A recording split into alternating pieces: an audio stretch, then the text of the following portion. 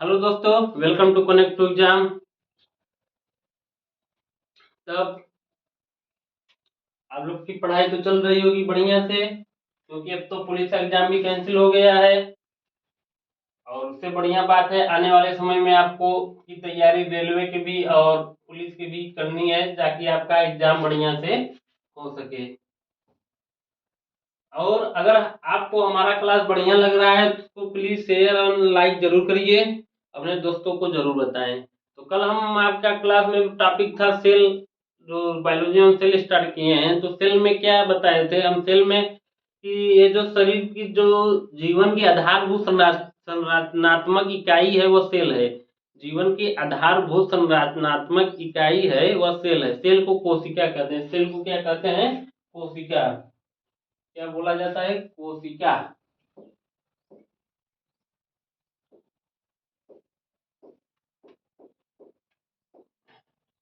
और कोशिका का अध्ययन जिस प्रकार बायोलॉजी में सभी सजीवों का अध्ययन किया जाता है, उसी प्रकार कोशिका में पूछा जाए कि किसमें सेल का अध्ययन किया जाता है, स्टडी ऑफ सेल साइटोलॉजी है। स्टडी ऑफ सेल साइटोलॉजी क्या है? साइटोलॉजी।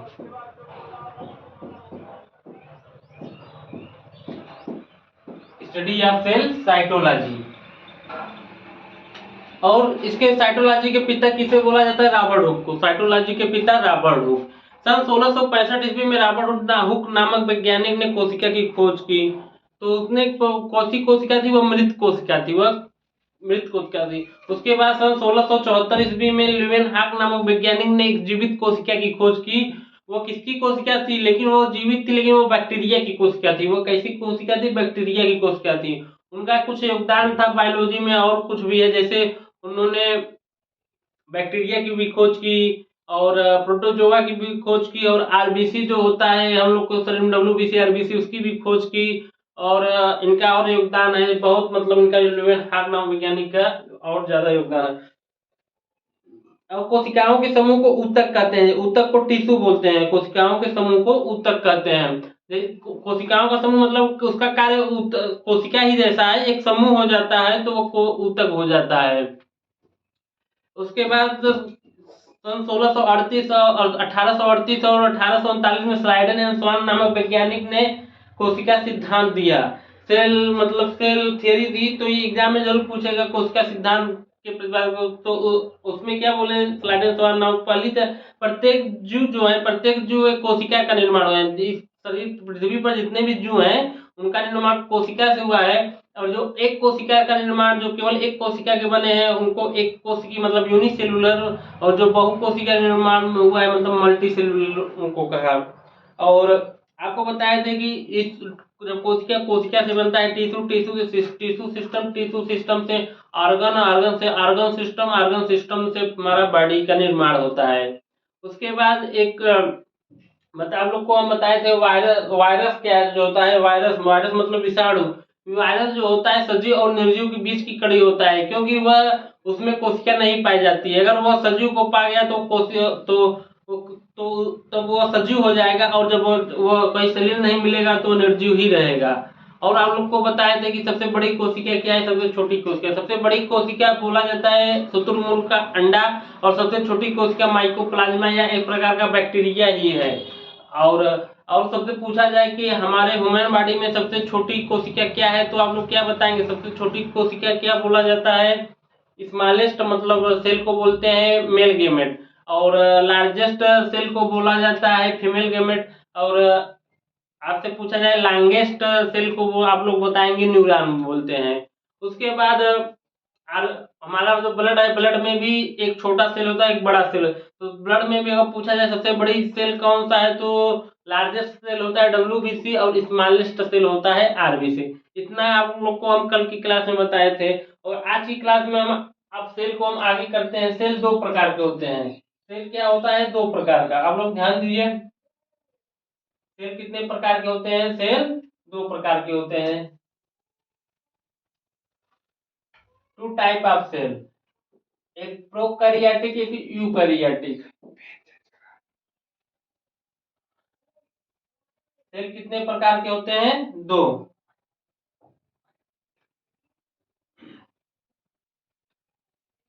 एक प्रोकैरियोटिक,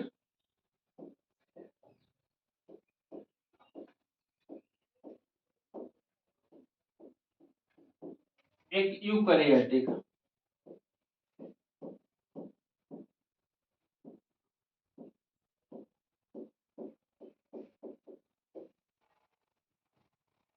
एक प्रोकैरियोटिक, एक यूकैरियोटिक। आप लोग ध्यान दीजिए इसका क्या मतलब है प्रोकैरियोटिक और यूकैरियोटिक का।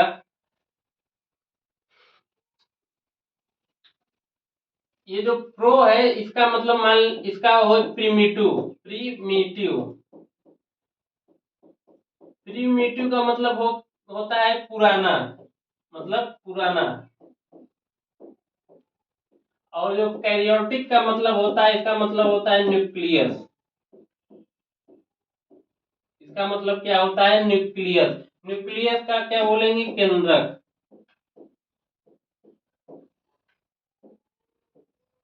और इसी प्रकार यू मतलब क्या होता है?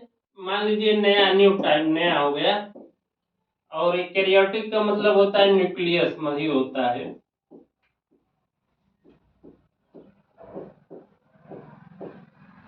मतलब केंद्रक। इसका मतलब प्रोकैरियोटिक और यूकैरियोटिक का मतलब यह है, मतलब ऐसे जो सेल्स हैं, जो सेल्स दो प्रकार में बटे, एक प्रोकैरियोटिक, एक यूकैरियोटिक। जो प्रोकैरियोटिक होता है, प्रोकैरियोटिक के जो सेल होते हैं इसमें केंद्रक पाई जाती है, लेकिन केंद्रक, जो केंद्रक है इसमें केंद्रक का अभाव होता है। इसमें क्या होता है? केंद्रक अविकसित होता है, मतलब अभाव होता है या अविकसित होता है बोल सकते हैं। और जो यूकैरियोटिक है इसमें केंद्रक विकसित होता है।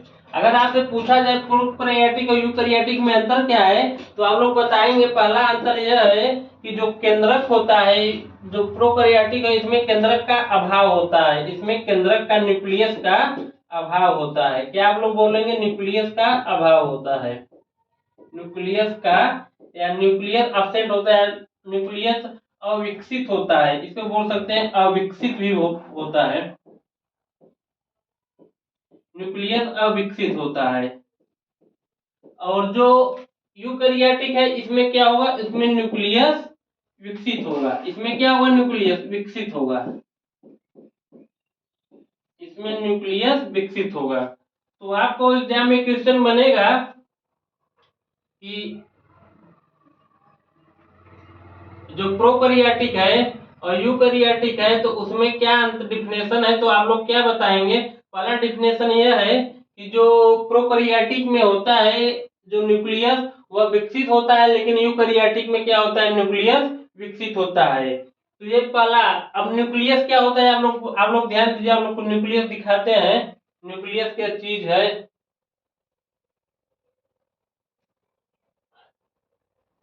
ये देखिए, ये है एनिमल का सेल। हम लोग का जो है ये सेल है, ये सेल बहुत छोटा है, लेकिन आप लोग को इसमें बड़ा दिख रहा होगा। तो ये माइक्रो सूक्ष्मदर्शी से देखने पर हमें पता चलेगा कि ये सेल इतना बड़ा दिखेगा। तो देखिए ये जो गोला सा है, देखिए ये क्या है? ये आपका है न्यूक्लियस। ये क्या है? न्यूक्लियस। ये क्या है? न्यूक्लियस है। ये जो गोला सा दिख रहा है यह है न्यूक्लियस। तो ये न्यूक्लियस मतलब ये जो होता है ये दो प्रकार का होता है। कुछ कोशिकाओं में यह नहीं पाया जाता है और कुछ कोशिकाओं में पाया जाता है। और जिसमें नहीं पाया जाता है उसे आप बोलेंगे प्रोकैरियोटिक, और जिसमें पाया जाता है तो उसे बोलेंगे आप यूकैरियोटिक। और न्यूक्लियस के बाहर आप लोग देखेंगे, देखिए मान लीजिए ये न्यूक्लियस है, ये भी एक सेल ही है। न्यूक्लियस के बाहर की तरफ क्या होता है आप लोग ध्यान दीजिए। न्यूक्लियस, एक तो न्यूक्लियस हो गया, एक न्यूक्लियस के बाहर की तरफ, एक मान लीजिए इसके ठीक बाहर की तरफ, ऐसे बाहर के न्यूक्लियस के ठीक एकदम सटा रहता है, ये न्यूक्लियस मेम्ब्रेन होता है। न्यूक्लियर मेम्ब्रेन क्या होता है? इसे बोलते हैं न्यूक्लियर मेम्ब्रेन।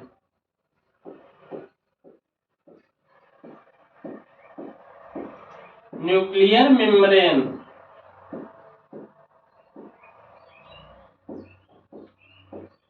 न्यूक्लियर मेम्ब्रेन यह क्या होता है? यह केंद्रक झिल्ली होता है। यह क्या होता है? केंद्रक झिल्ली होता है। आप लोग ध्यान दीजिएगा, हम आप लोग को क्या बताना चाहते हैं जो प्रोकैरियोटिक होता है इसमें न्यूक्लियस अब विकसित होता है, यूकैरियोटिक न्यूक्लियस विकसित होता है। और दूसरा उदाहरण यह है कि आप लोग दूसरा देखिए, दूसरा क्या कहता है, दूसरा यह चीज है कि आप लोग ध्यान दीजिएगा, जो न्यूक्लियर मेम्ब्रेन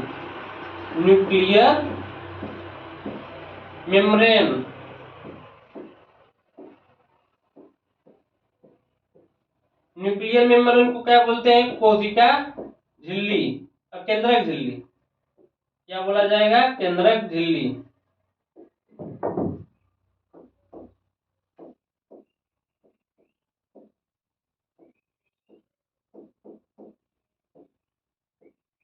केंद्रक झिल्ली, जो केंद्रक झिल्ली होता है, प्रोकैरियोटिक में तो क्या होता है, केंद्रक झिल्ली का जब बताइए, जब इसमें केंद्रक ही नहीं होगा तो झिल्ली कहां से होगा।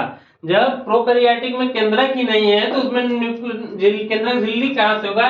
इसलिए इसमें क्या होगा, इसमें अविकसित होगा या अब्सेंट होगा। आप इसको अब्सेंट भी बोल सकते हैं या आप अनुपस्थित भी बोल सकते हैं, कुछ जो मान लीजिए अविकसित होता है, अविकसित होता है। और इसमें क्या होता है, इसमें विकसित होता है। इसमें क्या होता है, विकसित होता है। अब आप लोगों को कुछ हम उदाहरण बताते हैं, कैसे आप लोग जानेंगे कि कौन कौन प्रोकैरियोटिक का मतलब कौन से सजीवों में प्रोकैरियोटिक होता है, कौन से सजीवों में यूकैरियोटिक होता है। आप लोग ध्यान दीजिए,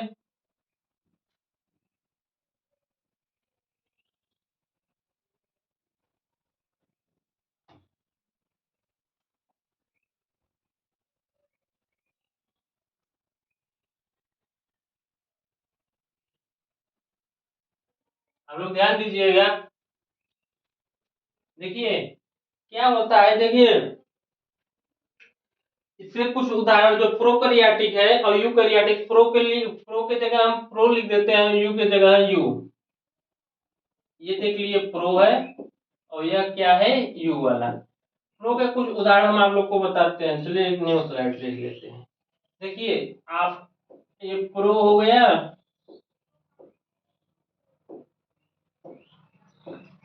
ये प्रोकैरियोटिक और यह यूकैरियोटिक। इसके कुछ उदाहरण हम आप लोग को बताते हैं, कौन कौन से मतलब कोशिका में पाई जाती है। जो प्रोकैरियोटिक होता है वो बैक्टीरिया में पाया जाता है। ये क्या होता है, बैक्टीरिया। इसका उदाहरण क्या है, बैक्टीरिया। बैक्टीरिया का मतलब जीवाणु, बैक्टीरिया का मतलब जीवाणु। और और बैक्टीरिया में और कौन सा होता है, एक ब्लू ग्रीन एल्गी होता है, blue green algae, blue green algae.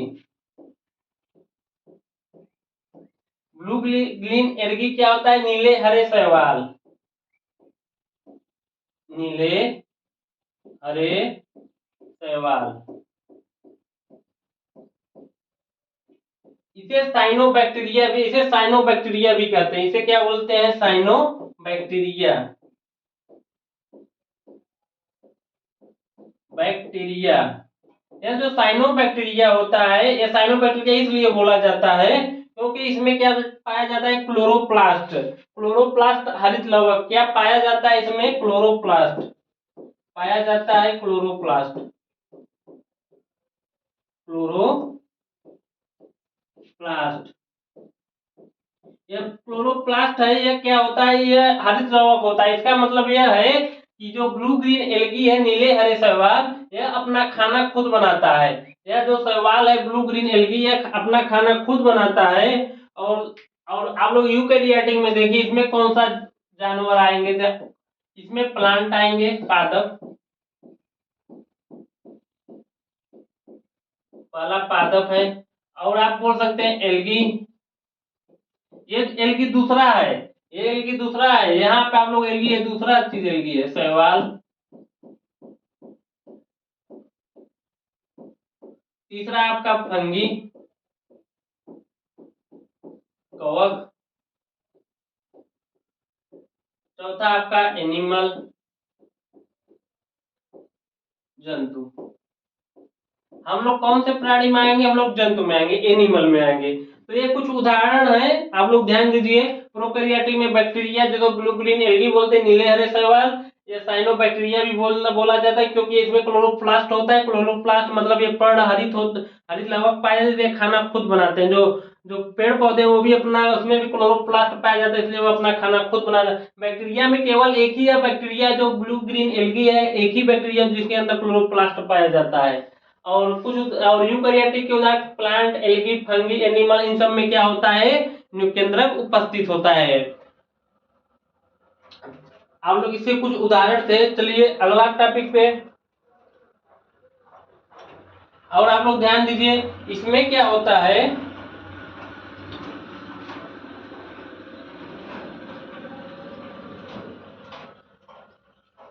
आप लोग ध्यान दीजिएगा, जो प्रोकैरियोटिक है, प्रोकैरियोटिक एक तीसरा नंबर ले लेते हैं। पहला उदाहरण, इसमें केंद्रक नहीं पाया जाता है। प्रोकैरियोटिक में इसमें अविकसित होता है और यूकैरियोटिक में विकसित होता है। दूसरा क्या था कि इसमें जब केंद्रक नहीं हो गया तो केंद्रक झिल्ली कहाँ से पाया जाएगा? तो प्रोकैरियोटिक में केंद्रक झिल्ली भी नहीं मिलता है। अब आप लोग तीसरा देखिए, आप लोग ध्यान दीजिएगा। देखिए केंद्रक जो होता है, केंद्रक में डीएनए और डीएनए पाया जाता है, जो जेनेटिक मटेरियल होता है, मतलब आनुवांशिकी जो पदार्थ होता है, genetic material, genetic material, genetic material, आनुवांशिकी पदार्थ, आनुवांशिकी पदार्थ, जो आनुवांशिकी पदार्थ होता है, जेनेटिक मटेरियल होता है, इसमें क्या होता है? आप लोग देखिएगा, जो केंद्रक होता है, केंद्रक में पाया जाता है, क्या पाया जाता है? डीएनए। जो केंद्रक है ये कोई कोशिका है, कोशिका के अंदर केंद्रक होता है, केंद्रक में पाया जाता है डीएनए। जो जेनेटिक मटेरियल आनुवंशिकी पदार्थ होता है, जो बैक्टीरिया जो बैक्टीरिया होता है, बैक्टीरिया में भी पाया जाता है, बैक्टीरिया में भी केंद्रक तो पाया नहीं जाता। तो जो इसमें आनुवंशिकी पदार्थ में इसमें होता है न्यूक्लियोइड, इसमें क्या होता है? न्यूक्लियोइड।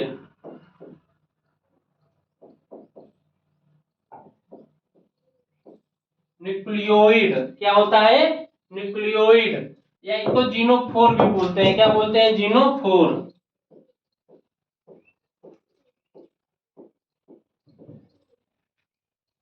और हम सब में क्या पाया जाता है? डीएनए। हम सब में यूकैरियोटिक में पाया जाता है डीएनए। यूकैरियोटिक में क्या पाया जाता है? डीएनए। न्यूक्लियोइड या जीनोफोर बोलते हैं। तो ये देखिए, ये प्रोकैरियोटिक का क्या है? ये आनुवंशिकी पदार्थ है, इसमें बोला जाएगा न्यूक्लियोइड, और हम लोग में बोला जाएगा डीएनए। जो जो ये होते हैं, जो प्रोकैरियोटिक होते हैं, अगर उनकी कोशिका में देखेंगे, ये उनकी पूरी कोशिका हुई, केंद्रक केंद्रक तो है नहीं, तो जो जेनेटिक मटेरियल है ये बाहर की तरफ ऐसे ऐसे बाहर की तरफ ये बना है। ये न्यूक्लियोइड है, यही आपका न्यूक्लियोइड है। ये बाहर की तरफ, अंदर जो अंदर तो डीएनए है नहीं और ये केंद्रक है नहीं, तो जो डीएनए है बाहर की तरफ फैल जाते हैं। तो ये क्या होता है? ये असुरक्षित होते हैं। ये क्या होते हैं? असुरक्षित होते हैं। ये क्या है? असुरक्षित होते हैं। और जो हम लोगों में होता है डीएनए, ये क्या होता है? यूकैरियोटिक में क्या होता है? सुरक्षित होता है। यूकैरियोटिक में सुरक्षित होता है। अब आप लोग ध्यान दीजिए, हम लोग का जो डीएनए होता है, डीएनए ऐसे होगा। तो ये डीएनए में आप लोग ध्यान देंगे, ध्यान देखिए, डबल, ये एक है या दो है, ये 1 या 2, तो यहाँ ये डबल हेलिक्स बोला जाता है। हम लोग को डीएनए को डबल हेलिक्स बोला जाता है। डबल हेलिक्स जो यूकैरियोटिक है इसमें भी पाया जाता है। डबल हेलिक्स मतलब द्विकुंडलित, डबल हेलिक्स। और इसमें क्या होता है? देखिए सिंगल ही ये चारों तरफ बना है, इसको सिंगल हेलिक्स बोलते हैं। इसे क्या बोलते हैं? Single helix, single helix, single helix. और क्या होता है? जो डीएनए होता है, डीएनए में हिस्टोन नामक प्रोटीन पाया जाता है। डीएनए में हिस्टोन नामक प्रोटीन पाया जाता है। जो डीएनए होता है उसमें हिस्टोन नामक प्रोटीन पाया जाता है।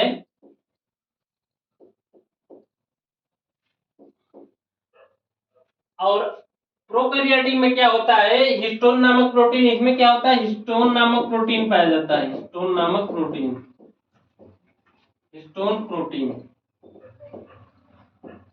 इसमें क्या होता है, हिस्टोन प्रोटीन पाया जाता है यूकैरियोटिक में।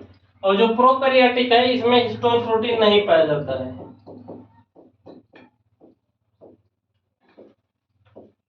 हिस्टोन प्रोटीन नहीं पाया जाता है।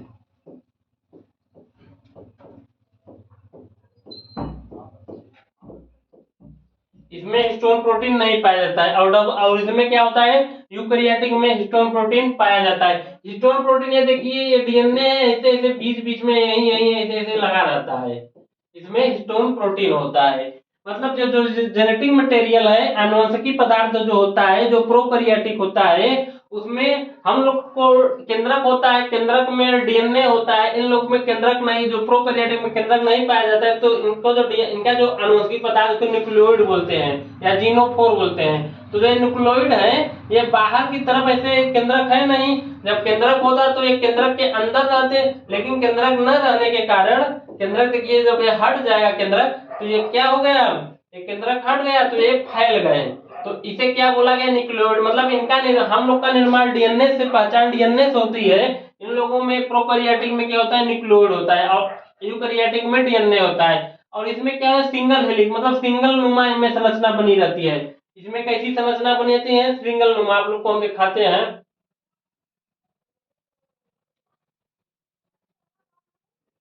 ये देखिए, ये देखिए, ये देखिए, ये डीएनए है, ये जो सिंगल नुमा रचना बनी है, देखिए ये जो रेड कलर का है, आप लोगों को दिख रहा होगा, ये क्या है, ये सिंगल हेलिक्स है। ये क्या है, ये क्या है, सिंगल हेलिक्स है।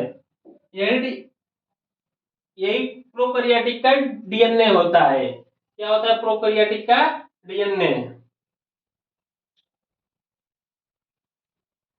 और इसमें सिंगल हेलिक्स होता है, हम लोग में डबल हेलिक्स होता है, देखिए डबल होने वाला।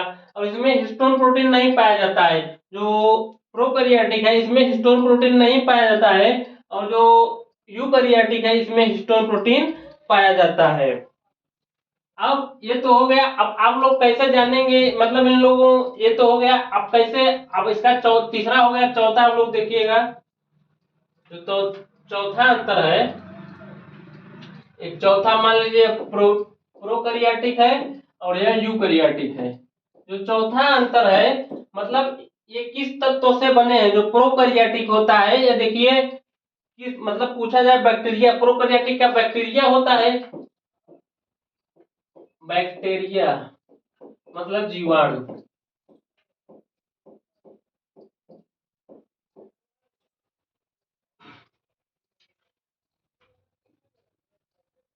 ये देख देखिए कैसे, इसका मतलब कौन सा मटेरियल पदार्थ से बने होते हैं, ये पेप्टिडाइक्लोन से बने होते हैं।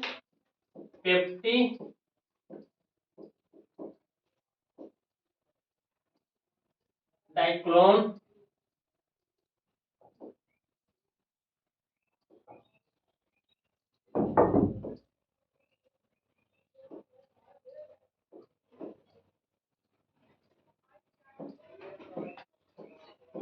पेप्टिडाइक्लोन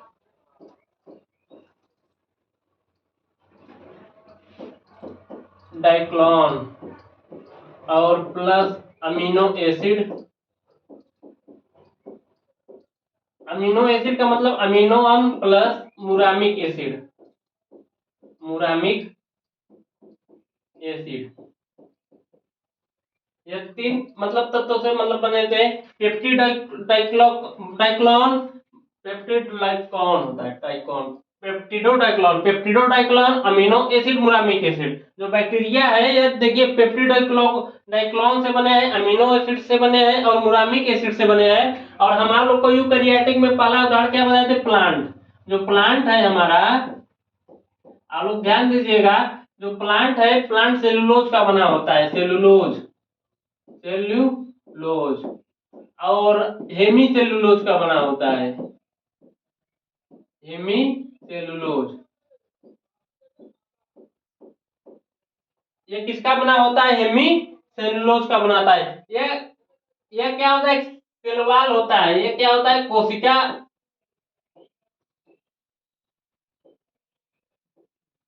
ये क्या होता है? कोशिका भित्ति होता है। प्लांट मतलब प्लांट में क्या है? कोशिका भित्ति किसका बना होता है? ये जो बाहरी जो त्वचा होता है पेड़ पौधों का आप लोग देखते हैं, वो सेलवाल मतलब एक एक, एक कड़ा मतलब एक मजबूत टाइप का होता है। ये जो सेलुलोज होता है ये कार्बोहाइड्रेट भी बहुत मजबूत होता है।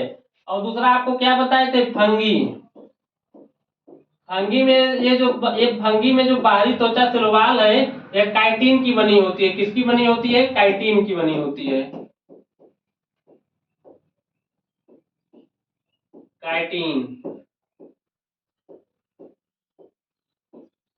और एल्गी होता है। एल्गी आपका सेलुलोज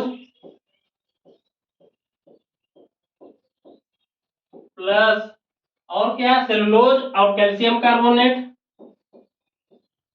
और ग्लैक्टोज प्लस मिनरल। और जो प्लांट हो गया, फंगी हो गया, एल्गी हो गया, चौथा एनिमल। एनिमल में अब्सेंट होता है। जो हम लोग का शरीर है इसमें क्या होता है? अब ये जो सेलवाल है यह अब्सेंट होता है। मतलब जो बाहरी आवरण है कोशिका का, जो सेलवाल मतलब बाहरी आवरण, अगर ये कोई कोशिका है, कोशिका मान लीजिए, कोशिका के जो बाहर की तरफ होता है यह होता है सेलवाल। तो सेलवाल जो क्या है, हम लोगों में क्या होता है? प्रोकैरियोटिक में क्या होता है?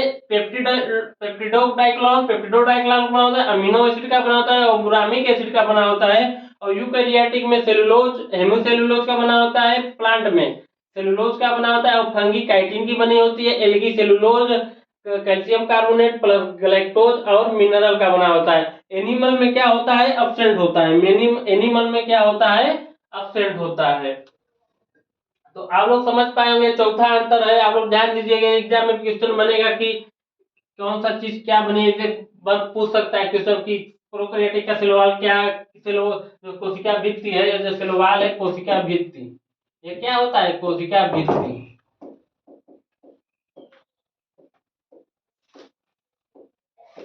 कोशिका भित्ति।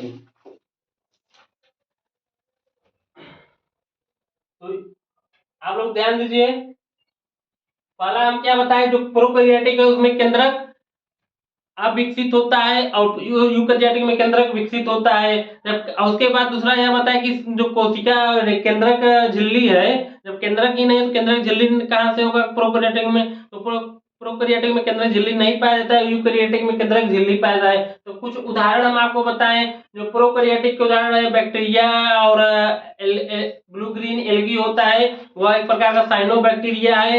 उसमें क्लोरोप्लास्ट, वह खाना खुद बनाता है, क्लोरोप्लास्ट पाया जाता है। और आपको यूकैरियोटिक में बताया था, प्लांट हो गया, एल्गी हो गया, फंगी हो गया और एनिमल हो गया। फिर जो होता है जो आनुवंशिकी पदार्थ, आनुवंशिकी पदार्थ मतलब जेनेटिक मटेरियल में क्या बोला जाता है? क्या बोलते हैं? Genetic material DNA. हम लोग की उत्पत्ति को पहचान डीएनए से, हम लोग की उत्पत्ति डीएनए से होती है। उसी प्रकार प्रोकैरियोटिक में जो डीएनए होता है वो न्यूक्लियोइड बोला जाता है। उसे क्या बोलते हैं? न्यूक्लियोइड। वो क्या होता है? सिंगल हेलिक्स होता है। और क्या हुआ और उसमें प्रोटीन, जो कौन सा प्रोटीन नहीं पाया जाता है? आप लोग जरूर कमेंट करिएगा। हिस्टोन।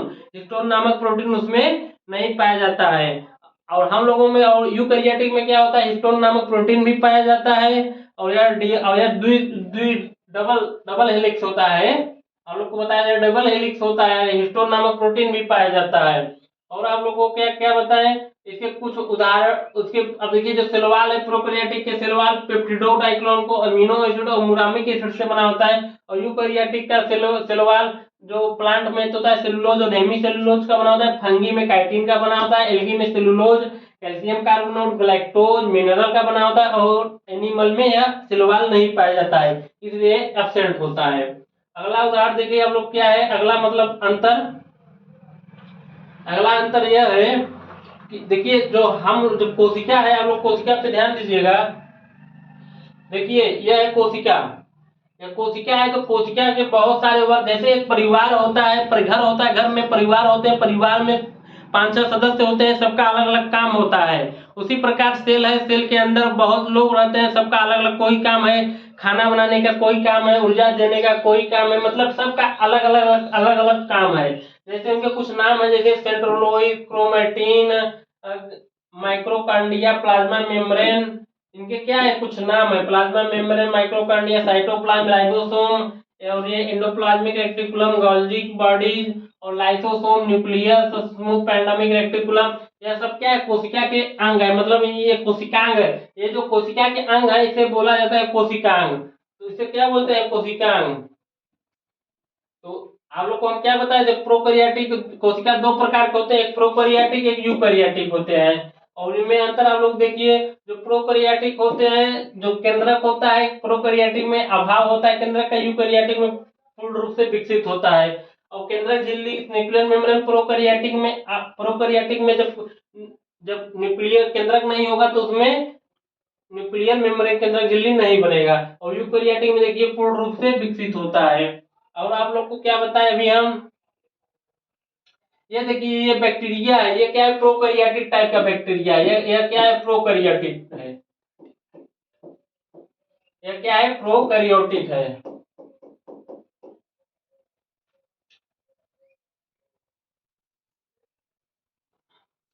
ये देखिए कुछ उदाहरण आपको बताए, बैक्टीरिया हो गया, ब्लू ग्रीन एल्गी हो गया, ये एक प्रकार का साइनोबैक्टीरिया, इसमें क्लोरोप्लास्ट पाया जाता है, अपना खाना खुद बनाता है। और कुछ उदाहरण आपको यूकैरियोटिक में प्लांट है, एल्गी है, फंगी है और एनिमल है।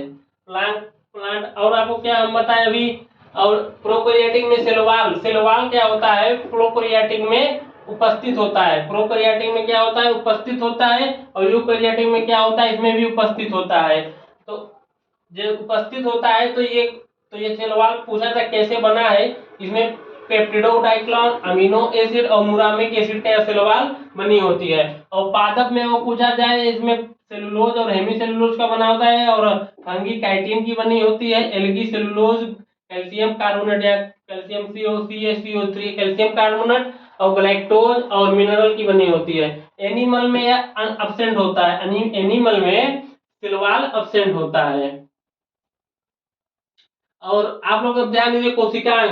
अब कोशिकांग अभी हम आपको बताएं, देखिए जो प्रोकैरियोटिक है इसमें माइटोकांड्रिया एक कोशिकांग है जो अनुपस्थित होता है, माइटोकांड्रिया अनुपस्थित होता है। और यूकैरियोटिक में माइटोकांड्रिया देखिए प्रेजेंट होता है, इसमें प्रेजेंट होता है, इसमें क्या होता है अब्सेंट होता है। और एंडोप्लाज्मिक रेटिकुलम इसमें देखिए अब्सेंट होता है प्रोकैरियोटिक में, और यूकैरियोटिक में क्या होता है प्रेजेंट होता है। और लाइसोसोम देखिए प्रोकैरियोटिक में अब्सेंट होता है, और यूकैरियोटिक में देखिए यहाँ प्रेजेंट होता है, मतलब उसमें विकसित होता है। और गोल्गी बॉडी देखिए इसमें अब्सेंट होता है, प्रोकैरियोटिक में अब्सेंट होता है, लेकिन यूकैरियोटिक में क्या होता है पाया जाता है।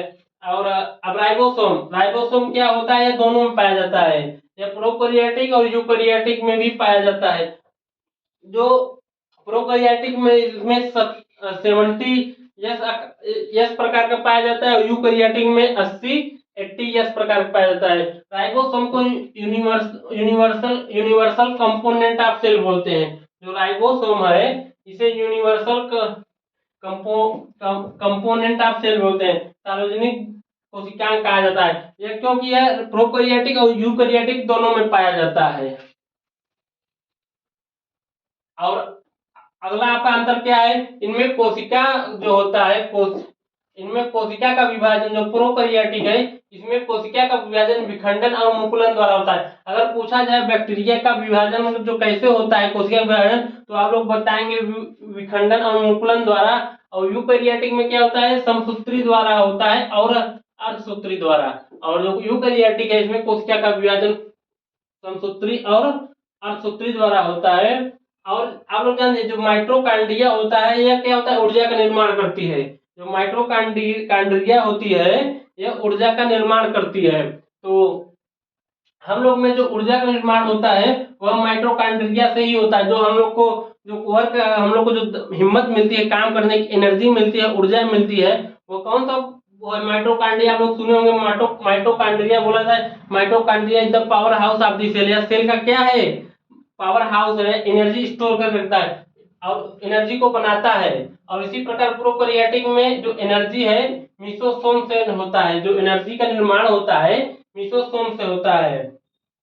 किससे होता है? मिसोसोम से होता है। देखिए मिसोसोम से क्या होता है, आप लोग ध्यान दीजिए। ये देखिए, ये क्या है? प्रोकैरियोटिक टाइप का एक क्या है? सेल है। प्रोकैरियोटिक टाइप का एक सेल है, यह एक बैक्टीरिया भी है। यह क्या है? बैक्टीरिया है, बैक्टीरिया भी है।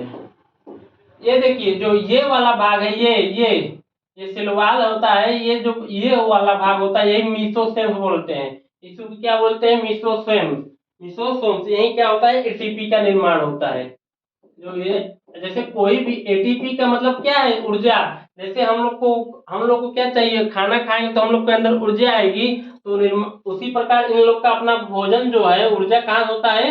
यही सेल वॉल के मीसोसोम्स नामक पाया जाता है, वहां से मिलता है ऊर्जा।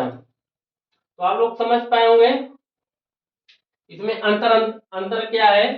तो पहला अंतर यह था कि जो सेल हो दो प्रकार का होता है, प्रोकैरियोटिक एक यूकैरियोटिक। प्रोकैरियोटिक में क्या होता है? कैरियोटिक मतलब न्यूक्लियस होता है, प्रो मतलब यहाँ थी, अभाव मतलब बहुत अविकसित थी, तो वो खत्म हो गई। जो प्रोकैरियोटिक में केंद्रक थी लेकिन बहुत अभाव में थी, वो खत्म हो गई। और यूकैरियोटिक में केंद्रक है वह है। तो पहला अंतर है कि प्रोकैरियोटिक में केंद्रक का अभाव होता है, यूकैरियोटिक में केंद्रक होता है। और केंद्रक न्यूक्लियर मेम्ब्रेन केंद्रक झिल्ली होता है, प्रोकैरियोटिक में अनुपस्थित होता है, यूकैरियोटिक में केंद्रक झिल्ली उपस्थित होता है। तो उसके कुछ उदाहरण हैं जो प्रोकैरियोटिक उदाहरण, जैसे बैक्टीरिया हो गया और ब्लू ग्रीन एल्गी हो गया। और यूकैरियोटिक के उदाहरण क्या है? प्लांट हो गया, एल्गी हो गया, फंगी हो गया और एनिमल भी है। एनिमल में हम लोग भी आते हैं। फिर उसमें क्या होता है?